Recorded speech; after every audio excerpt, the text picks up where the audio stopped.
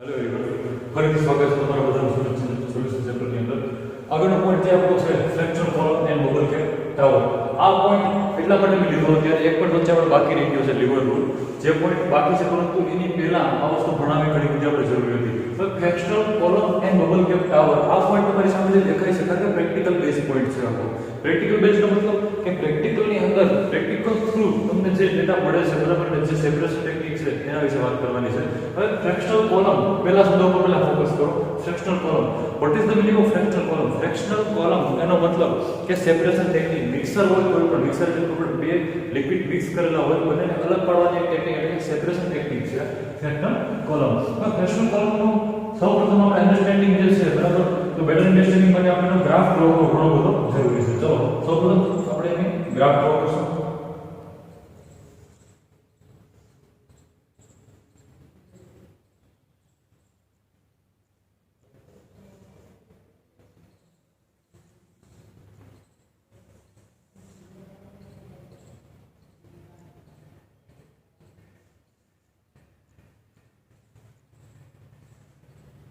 આવી રીતે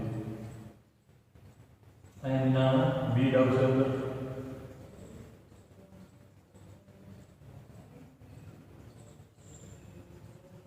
આવી રીતે ચાલો એના પછી એક કન્ડેન્સર આવશે.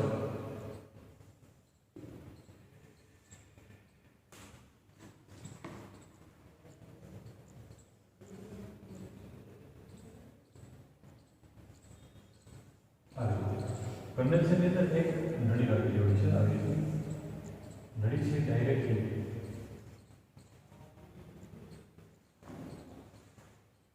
ત્યાં કનેક્ટેડ છે બરાબર. આવી રીતે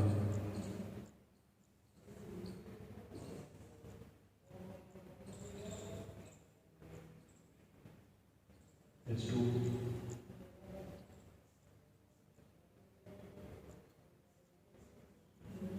અહીંયા પણ H2.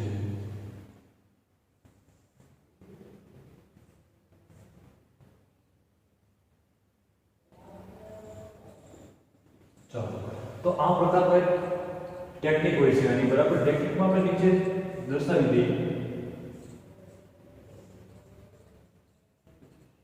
અહીંયા લખશું આપણે હીટ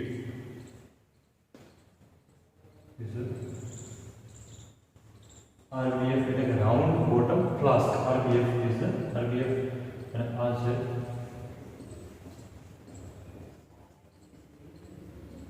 કન્ડેન્સર અને ઉપર આ છે શું આવશે? થર્મોમીટર. ચાલો આ રીતે વાત છે. નીચે જે લિક્વિડ તૈયાર થાય છે એ આવશે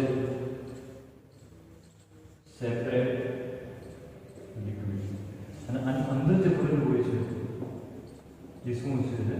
મિક્સર. ચાલો આ એક ડાયાગ્રામ તમારી સામે દેખાય છે. ડાયાગ્રામ કોનો છે? ફ્રેક્શનલ કોલમનો ડાયાગ્રામ છે. ફ્રેક્શનલ કોલમનો ડાયાગ્રામમાં તમને ઘણું બધું દેખાય. નીચે RB એટલે રાઉન્ડ બોટમ ફ્લાસ્ક દેખાય છે. નીચે હીટ આપણે કે હીટ ગરમ કરવી છે. એના પછી એની અંદર એક કોલમ દેખાય છે. આપણે કોલમની અંદર જે બીડ દેખાય છે આ જે રાઉન્ડમાં બીડ દેખાઈ રહી છે. બીડનો મતલબ શું? બીડ વચ્ચે રાખવાનો મતલબ કે એક પ્યોરિફિકેશન માટે બીડ વચ્ચે રાખેલી હોય છે અને ઉપર ટેમ્પરેચર થર્મોમીટર તાપમાન માપવા માટે થર્મોમીટર ટેમ્પરેચર મેઝર કરવા માટે થર્મોમીટર યુઝ કરેલો છે. કન્ડેન્સર આખો આ જે ભાગ તમને દેખાઈ રહ્યો છે કન્ડેન્સરની વાત કરવાની છે આપણે. કન્ડેન્સરમાં અહીંયાથી પાણી અંદર થાય છે અને અહીંયાથી પાણી પાછું બહાર નીકળી જાય છે. શું હવે ટોટલી જે ગ્રાફ ડાયાગ્રામ તમારી સામે દેખાઈ રહ્યો છે એની આપણે ટેકનિક સેપરેશન ટેકનિક સેપરેટ કેવી રીતે થાય તો સૌપ્રથમ પહેલાની વાત કરીએ આપણે કે રાઉન્ડ બોટમ ફ્લાસ્કને એક મિક્સર લીધો છે. મિક્સર માનો કે A and B. મિક્સર આપણે એટલું લીધું છે A and B. આવી રીતે A and B નું મિક્સર લીધું છે આપણે. ભાઈ A અને B ના મિક્સરની અંદર જો આપણે વાત કરવા જઈએ તો કદાચ આવી રીતે કહી શકાય કે મિક્સર A and B. તો મિક્સર A એટલે કે માનો કે વોલેટાઇલ તમે લીધું કે બેન્ઝીન અને બીજું B એટલે ડીઝલ B તરીકે તમે લ્યો છો એની અંદર ક્યુ ઓકે એસિટોન લીધું છે. બંને અંદર મિક્સ કરી દો. બંનેના બોઇલિંગ પોઈન્ટ આગળના વિડિયોમાં આપણે જોયું કે બંનેના બોઇલિંગ પોઈન્ટ કેવા છે, અલગ અલગ હશે બંનેના બોઇલિંગ પોઈન્ટ. તો અંદર મિક્સ કરી દો. નીચે હીટ આવી તો નીચેની તમે જેવી હીટ આપશો એટલે લિક્વિડમાંથી કેમાં કન્વર્ટ થશે? એટલે ગેસિયસ સ્ટેટની અંદર કન્વર્ટ થશે. તો લિક્વિડમાંથી ગેસિયસમાં કન્વર્ટ થાય એટલે ગેસ છે એના પ્રેશરને લીધે RBF માંથી ક્યાં જશે? કોલમની અંદર ઉપર ચડશે. ગેસ ઉપર જાય. માનો કે તમારું મિક્સર ઇમ્પ્યોર છે તો ટેમ્પરેચર ઇમ્પ્યોર છે એટલે કે પ્યોર નથી, એની પાસે કંઈક અશુદ્ધિઓ રહેલી છે.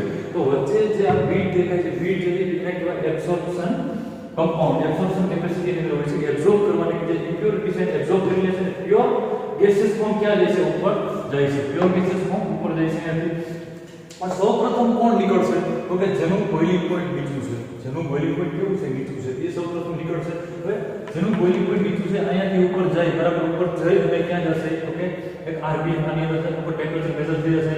તો માનો કે 45 ડિગ્રી તાપમાનવાળું કોઈ લિક્વિડ છે એ ગેસિયસમાં કન્વર્ટ થયું, બરાબર, અને ઉપર જાય તો અહીંયા ટેમ્પરેચર આપણે કેટલું બતાવશે ઉપર થર્મોમીટરમાં? તો કે 45 ડિગ્રી તાપમાન આપણે અહીંયા મેઝર થશે.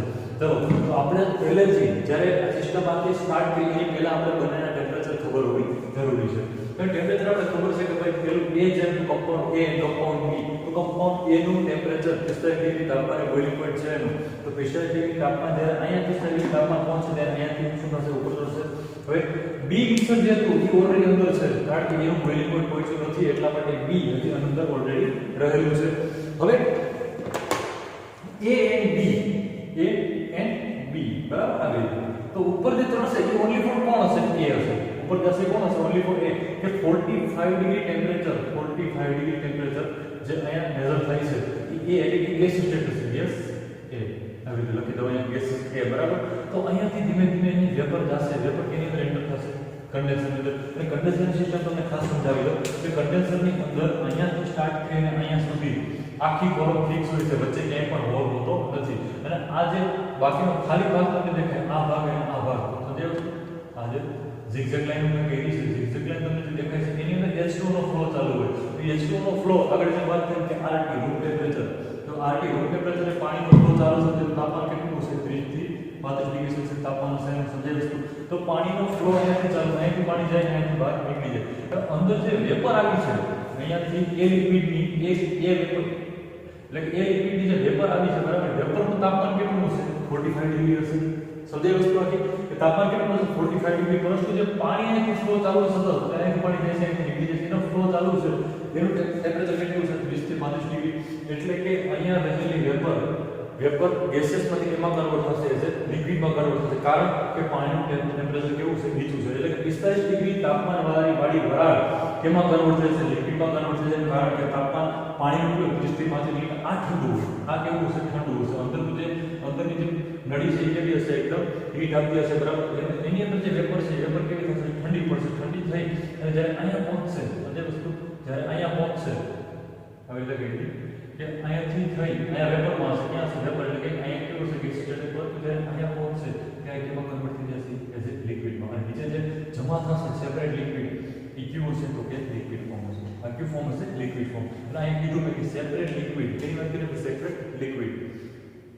નીચે જે લિક્વિડ છે, બરાબર, સેપરેટ લિક્વિડ છે. એટલે કે આની અંદર પ્યોરલી કોણ હશે? Only four A. અને કોણ હશે? Only four A. A અને B બંને મિક્સ હતા. મિક્સમાંથી આપણે જે પ્રોસેસ દ્વારા A ને કાઢી દીધું, આપણે એને શું કરી દીધું? અહીંયા કાઢી દીધું બહાર આપણે, બરાબર. તો પાછળ જે બચ્યું હશે એ કોણ હશે? અહીંયા ઓન્લી ફોર B. બંને થઈ ગયા સેપરેટ, બંને થઈ ગયા અલગ અલગ, બરાબર. અને પ્લસ કે B માં કદાચ હજી ઇમ્પ્યુરિટી રહી જશે, પરંતુ એ લિક્વિડ અહીંયા BD ને લીધે ઇમ્પ્યુરિટી પણ નહીં હોય. એટલે કે આ સેપરેટ લિક્વિડ કેવું કહી શકાય? પ્યોર સેપરેટ લિક્વિડ આવું કહી શકાય. પ્યોર સેપરેટ લિક્વિડ એટલે લિક્વિડ બનશે પ્યોરલી બને છે, એમાં કોઈ જાતનો ચેન્જ આવતો નથી. તો આખી કોલમમાં એટલે કે ફ્રેક્શનલ કોલમ, આ fractional column is a condenser, આ બીકર સેપરેટ પ્યોર લિક્વિડ અને આ બે રાઉન્ડ વોટર પ્લસ ટોટલી આખી રિએક્શનની અંદર ઓન્લી કોઈ ભાગ કોણ ભજવે છે? તો કે ટેમ્પરેચર. કોણ ભાગ ભજવે છે? તો કે ટેમ્પરેચર. ટેમ્પરેચર ઇફેક્ટના લીધે આ વસ્તુ પોસિબલ બને છે. બંને સેપરેશન ટેકનિક, બંને અલગ પાડવાની એક પદ્ધતિ થઈ ગઈ આપણી, બરાબર. ચાલો હવે વાત કરીએ આપણે bubble cap tower. Bubble cap tower, bubble cap tower એટલે બધું કાંઈ નથી હોતું, એક આવી રીતે, બરાબર, આવી રીતે કહી શકાય. ઉપરથી માનો લિક્વિડ તમે એડ કર્યું હોય, એ લિક્વિડ સેપરેટ થઈ ગઈ ચાલુ કરી આપણે, એ લિક્વિડ ઉપરથી જે સેપરેટ થઈ ગઈ લિક્વિડને આપણે અહીં છોડીની અંદર બરોબર અંદર આવી દીધું. હવે આની અંદર આવી રીતે ટેકનિક હોય છે.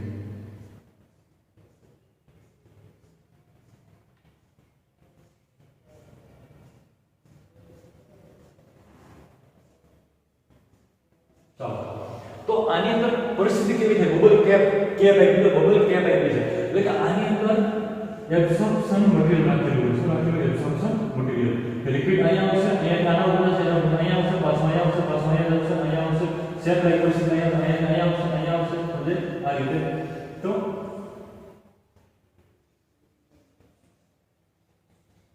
આવી રીતે કરી દઈએ આપણે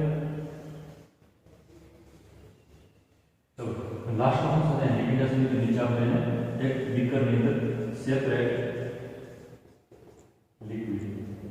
લિક્વિડ અહીંયા આપણે મળી જશે બરાબર તો બબલ કેપ અહીંયા જે વચ્ચે કેપ બને છે તમને દેખાય કેપ બરાબર આ કેપ જે બને છે બબલ કેપ કહી શકાય બબલ કેપ શા માટે તો કે લિક્વિડ છે એબ્સોર્પ્શન મટીરીયલથી પાસ થઈ અને આગળ વધે છે એબ્સોર્પ્શન મટીરીયલમાંથી પાસ થઈ અને આગળ વધે છે પાસ થઈ આગળ વધે અને એબ્સોર્પ્શન મટીરીયલ જે છે એ શું કરશે તો કે ઇમ્પ્યુરિટીને પોતાની પાસે સમાવી લેશે અને બાકીનું પ્યોર લિક્વિડ છે આગળ મોકલશે પરંતુ આ વાત આખી ગેસીસ ફોર્મમાં વાત થાય છે પરંતુ આ લિક્વિડ તમે યુઝ કરો તો પણ કોઈ પ્રશ્ન નહીં પરંતુ વધારે સારા પરિણામ માટે વધારે સારા રિઝલ્ટ માટે જો અહીંયા ગેસિસ્ટન્ટ આના કેન્સલ કર્યા વગર ગેસિસ્ટન્ટ એડ કરી બરાબર જે ગેસિસ્ટન્ટ અહીંયા જનરેટ છે ડાયરેક્ટ એબ્સોર્બ કરી વચ્ચે સીધો આને એન્ટર કરાવો તો પણ કોઈ પ્રશ્ન ઊભો થતો નથી સમજાય વસ્તુ તો fraction normal bubble cap tower એની થિયરી પૂરેપૂરી પીડીએફ માં આવેલી છે બરાબર તમને સમજાય પડી ગયું છે ફરીથી એકવાર તમને શોર્ટમાં સમજાવી દઉં કે આખી કોલમ તૈયાર કરવી પડે આપણે બરાબર આને કન્ડેન્સર કહેવાય અને આ એક સ્મોલ સ્કેલની વાત છે કે લેબની અંદર આ વસ્તુ પોસિબલ છે તો લાર્જ સ્કેલની અંદર તો બોઇલરનો ઉપયોગ કરવો પડે આપણે ઇન્ડસ્ટ્રી ક્ષેત્રે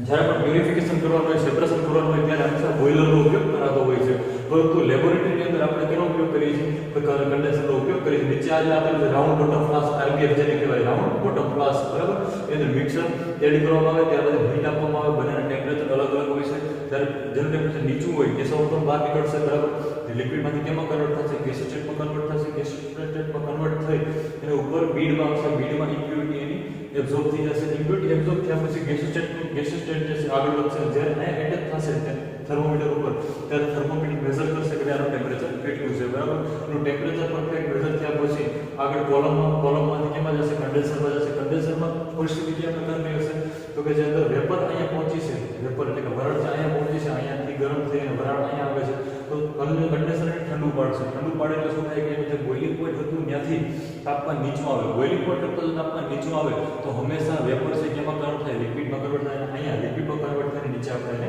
એકઠી કરવાની છે એકઠી જે કરો છો એ પ્યોર કેવો હશે પ્યોર સેપરેટ લિક્વિડ હશે તો આ એક પ્રકારની સેપરેશન ટેકનિક થઈ અને બબલ કેપ ટાવર એટલે કે બબલ કેપ જે છે બબલ કેપ જે છે તમને ટાવર તમને દેખાય છે બબલ કેપ એટલે કે ઇમ્પ્યુરિટી એબ્સોર્બ કરવા માટેનું એક ઉપકરણ કહી શકાય કે જેની અંદર એબ્સોર્પ્શન એક્ટિવિટી કરતા જે પદાર્થો હોય છે બરાબર એ શું કરતું કે ઇમ્પ્યુરિટીને એબ્સોર્બ કરી લે છે અને તમને પ્યોર લિક્વિડ નીચે આપણે સેપરેટ મળી જાય છે જો કે આખું અલગ અલગ વસ્તુ આપણે દર્શાવી છે બુકમાં પણ અલગ અલગ છે બરાબર પરંતુ ખરેખર સાથે દર્શાવી શકાય કે આને આની અંદર જ આપણે બબલ કેપ ટાવર યુઝ કરી શકીએ બરાબર ડાયરેક્ટલી એક જ સહી કેવી થાય તો પ્યોર છે આપણે લિક્વિડ ફોર્મમાં પ્યોરલી મળી જાય છે બરાબર આ વાત થઈ કે બબલ કેપ ટાવર અને ફ્રેક્શન કોલમની ચલો આ ટેમ્પરેચર આપણું છે બરાબર ટેમ્પરેચરની વાત અહીંયા કમ્પ્લીટલી પૂરી થઈ છે આગળનું જે વાત કરશું આપણે હવે નેક્સ્ટ લેક્ચરમાં આપણે જોશું વસ્તુ